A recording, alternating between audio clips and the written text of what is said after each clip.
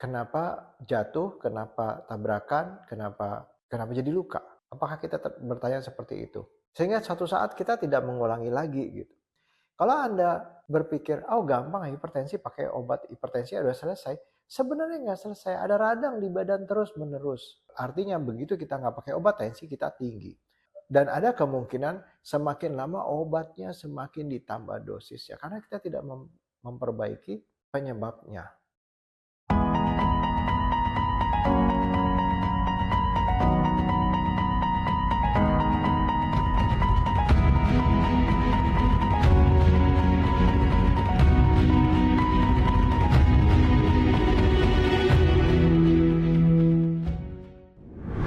Kadang-kadang kita sering banget ngelihat kesehatan itu keluar, tapi bukan ke dalam.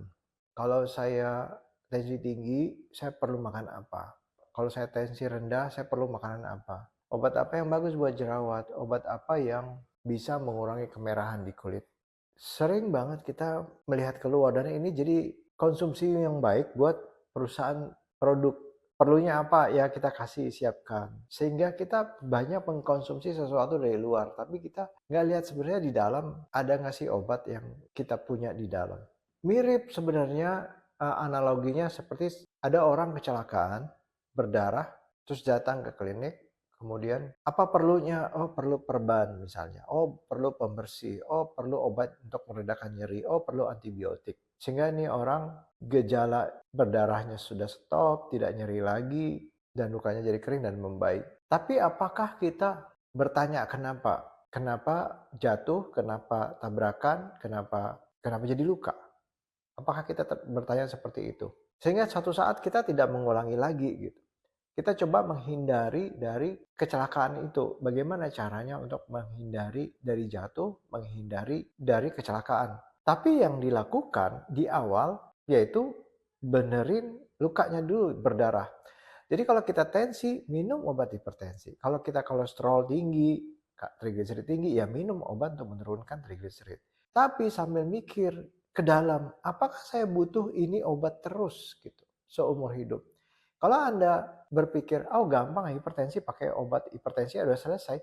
Sebenarnya nggak selesai, ada radang di badan terus-menerus. Kalau Anda gula darah saya bagus, saya rajin minum obat gula darah tinggi supaya gula darah rendah. Begitu dicek labnya, tensinya bagus, gula darahnya bagus, trigliseridnya bagus karena rajin minum obat kolesterol. Tapi radang di badan Anda terus jalan. Jadi tidak menyelesaikan masalah, hanya di angka-angka bagus angkanya. Tapi badan Anda tetap radang, tetap ada kerusakan sel. Coba diperhatikan lagi, bagaimana caranya saya tidak tergantung dari luar. Saya tidak tergantung dari obat-obat ini. Karena tetap aja kita merusak sel, angka-angka di laboratorium, di rapotnya bagus, tapi di dalam tetap rusak. Artinya begitu kita nggak pakai obat, tensi kita tinggi. Dan ada kemungkinan semakin lama obatnya semakin ditambah dosisnya. Karena kita tidak memperbaiki penyebabnya, penyebab utamanya. Coba lihat lagi ke dalam, apa masalahnya? Perhatikan aktivitas kita.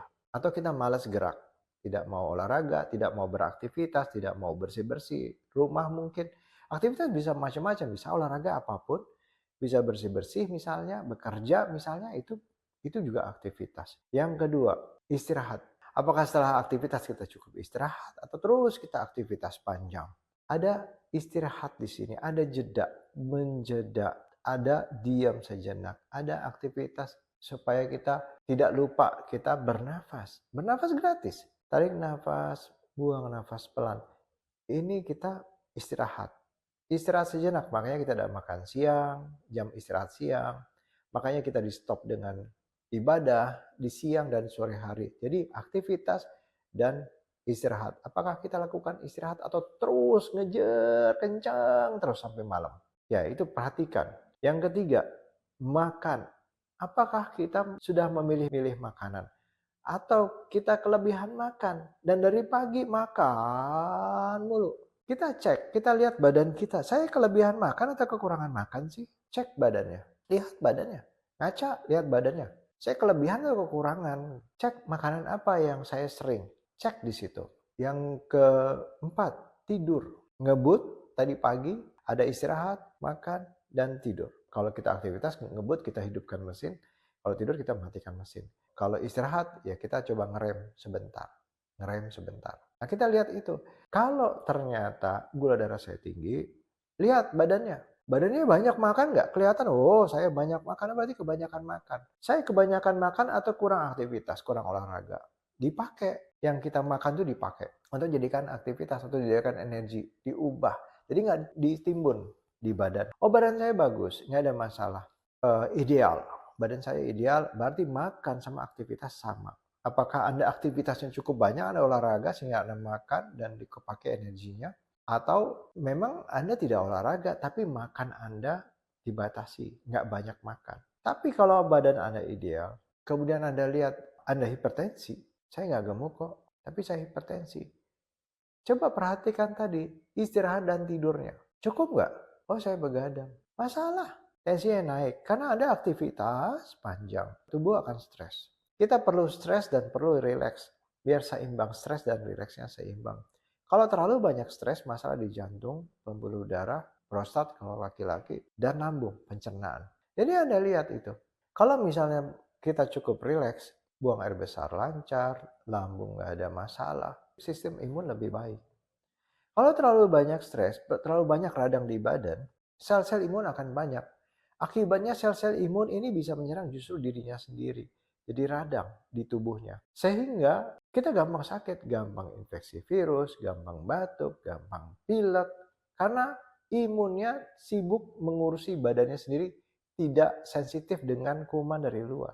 Kalau sistem rileks kita, istirahat kita cukup bagus, kita akan lebih kebal terhadap penyakit infeksi. Jadi perhatikan, mulai dari makanan, apa yang kita makan kan belum tentu semua steril. Begitu kita makan, sistem imun kita lagi tidak baik, simpatetik stres kita tinggi, pencernaan tidak berfungsi dengan baik, asam lambung tidak berfungsi dengan baik, tidak bisa menyaring, memecah makanan-makanan yang harusnya dia hancurkan dengan asam itu gitu, asam lambung itu. Sehingga problem sampai ke usus, pencernaan jadi masalah.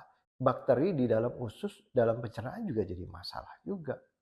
Karena nggak ada keseimbangan di dalam. Dari keseimbangan tadi, stres dan relaksasi. Stres itu bukan cuma pikiran. Aktivitas fisik yang terlalu panjang, itu juga stres. Nah sekarang masalahnya, banyak penyakit-penyakit yang disebabkan oleh kurang tidur, kurang rileks, kurang istirahat. Malam, banyak orang yang sakit karena susah tidur. Susah tidur, aktivitas simpatik, kortisol tinggi, masalah di lambung, jantung, ginjal. Stres yang tinggi menyebabkan orang tersebut untuk meredakan stresnya dia makan. Makan banyak, trigliserid tinggi, mulai masalah dengan metabolik. Masalah metabolik sindrom itu masalah lifestyle, masalah gaya hidup. Jadi perbaiki itu semua, lihat. Lihat tadi, aktivitasnya cukup tidak, istirahatnya cukup tidak, makannya berlebihan atau tidak, dan tidurnya cukup atau tidak. Jadi lihat ke dalam. Sementara Anda lakukan, Anda tetap ke dokter. Minta pertolongan pertama kalau lagi misalnya pada saat kecelakaan. Sambil mikir lagi, kenapa ya saya dari rumah tadi lewat mana, kecepatan berapa, kenapa? Mungkin saya terlalu ngegas, saya kurang sering ngerem, atau saya sembarangan. Makannya sembarangan. Nggak lihat-lihat apa yang saya makan, semua saya sikat. Jadi lihat ke situ. Karena nggak bisa ngandalin obat terus. Lama-lama tubuhnya makin banyak minta obat. Lama-lama tubuhnya akan resisten dengan obat. Lama-lama dosis Anda lebih tinggi. Dan badan Anda makin lama makin rusak. Makin banyak sel yang mati. Jadi kita nggak bisa ngandalin kesehatan kita dari orang. Dari produk. Susu apa yang terbaik. Vitamin apa yang terbaik.